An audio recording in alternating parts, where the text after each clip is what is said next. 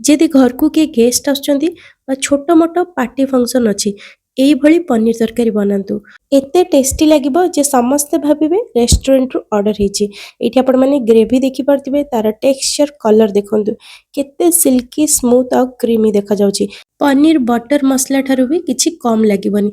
निश्चय थरे एही प्रोसेस रे बनातु देखिबे बार बार बनेबे। जे कोनोसी राइस आइटम हो बा रुटी परोटा नान सबुतरे बहुत बढ़िया लागिबो। तेबे चलंतु रेसिपी स्टार्ट करिबा। नमस्कार मु मिली आपण समस्त को होम फूड चैनल को बहुत बहुत स्वागत करूची। एई तरकारी बनेबा आगुरु प्रथमे गोटे मसला तयारी करिबा। ता पई देखंतु फ्राई पैन रे 1.5 बड़ चमच खंडे सोरिष तेल अल्प टिके बटर देकी भलो भाबरे मेल्ट कर देबा। फ्लेम को इटी आपण लो मीडियम रखथिबे। बटर मेल्ट हे गला परे दीटा सुखिला लंका 3 रु 4 गुजराती ता सहित दीटा मीडियम साइज रो प्याज को काटिक दे देबा।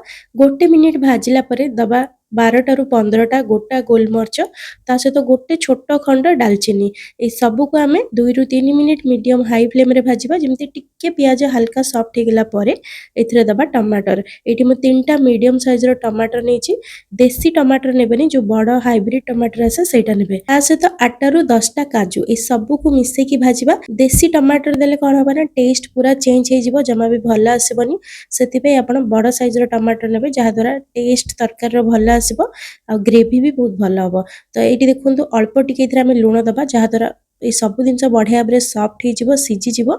एठी देखंतु पाखा पाखी कवर करके 4-5 मिनिट भाजिला परे देखि परतिबे पियाज टमाटर पूरा बढ़िया से सॉफ्ट हे गेलानी भाजी गेलानी जमा भी इथरे बेसी मॉइस्चर नै। ए स्टेज रे फ्लेम को बंद करके ठंडा हबा पई छाड़ दबा। ठंडा हे गेला परे आको ग्राइंडर जार रे दे दबा। ता सहित एथिरे हम दबा 2 रु 3 बड़ चमच दही।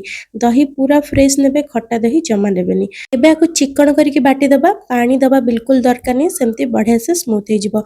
मसला तयारी हे गेला साइड रे रख दबा। तरकारी पई कढ़ी रे दबा 3 रु 4 बड़ चमच सोरिष तेल अल्प टिके चीनी दबा टेस्ट कलर भलो आसीबो। चीनी मेल्ट हे गेले गोटे बड़ चमच दबा अदा रसुण पेस्ट। ए अदा रसुण रो कंचा स्मेल जिबा जे पाखा पाखी 2 मिनिट पई मीडियम फ्लेम रे भाजी दबा। भाजी गेला परे हम जो मसला पेस्ट बने के रखथिले से मसला पेस्ट को देकी भलो भाबरे गोटे मिनिट खंडे तेल रे गोळी साला परे मसला धुआ पानी को दे दबा। से ग्राइंडर जार रे पाखा पाखी आधा कप पानी देकी भलो भाबरे धोई की दे देली।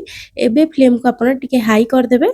भलो से आको मिसे दबा। मिसे साला परे सब बाकी मसला को दबा। प्रथमे स्वाद हिसाब रे लूण हळदी गुंड काश्मीरी लंका गुंड ता सहित धनिया गुंड आपण जेति के राग होतिबे सेही हिसाब रे देबे। निज टेस्ट हिसाब रे मसला कम बेसी कर परिबे।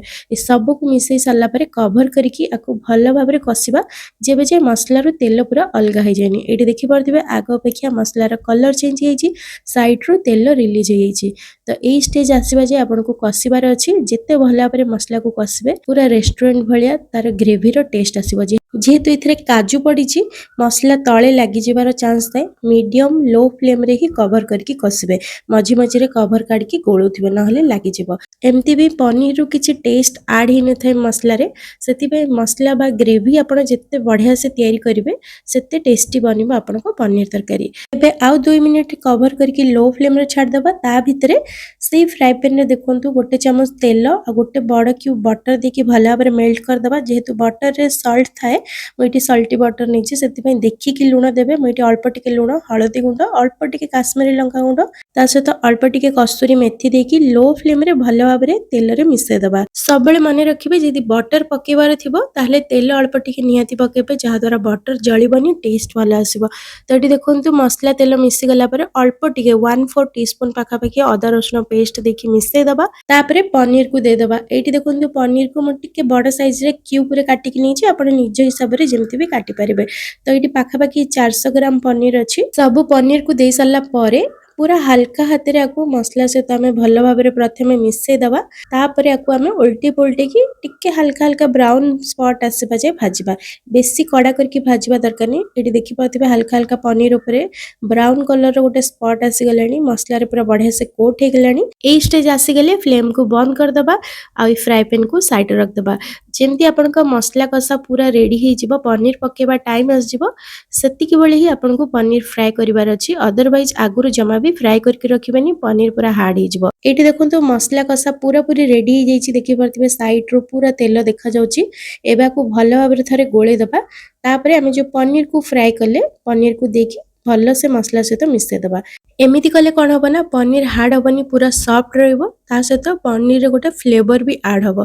तो एठी देखंतु भल से मिसै सारला परे इतरे अल्प अल्प की पानी दबा बिल्कुल भी ठंडा पानी इठी हमें दबानी गरम करके पानी रखथिबे जेतिकी ग्रेवी पई दरकार सेही हिसाब रे पानी दबा। तो एठी देखंतु पनीर पूरा सॉफ्ट अछि गोळेला बळे भी केयरफुली गोळेबे नहले भांगी जिवार चांस थाए। तो प्रथमे अल्प पानी देकी मिसै दबा जेमति की मसला मिसी गला परे जेतिकी आपनको ग्रेवी पई दरकार सेतिकी पानी देबे तापरे हल्का हाथ रे आकु भल से मिसै दबा। एठी फ्लेम को हाई कर देबे बेसी भी अधिका पानी दे देबेनी पतला झोल हो गेले भी टेस्ट पूरा अलगा हो जिवो। तो पानी देकी गोळी साला परे ऊपर टिके गरम मसला अल्प टिके कस्तूरी मेथी देकी मिक्स कर दबा लो फ्लेम रे कवर करके 5 मिनिट पूरा टाइम देखि 5 मिनिट पे छाड़ देबे जहा द्वारा कोन होबो ना तर जो तेलटा पूरा ऊपर को आस जिवो। तो एठी 5 मिनिट परे आपण मानको देखौछि देखंतु केते बढ़िया तेल पूरा ऊपर को आसी छि कलर देखंतु पूरा चेंज हे छि आ ग्रेवी रो टेक्सचर देखंतु केते स्मूथ अछि देखिकी आपण माने जानि परथिबे आर टेस्ट केमति थिबो। निश्चय एई प्रोसेस रे थारे घरे बनांतु आ आपण मानको केमति लागला कमेंट करके जणेबे। जदि वीडियो भल लागिथिबो लाइक करिवे सांग साथी मान सहित शेयर करंतु पुणी आसीबे नुवा रेसिपी नेकी रहुछि धन्यवाद।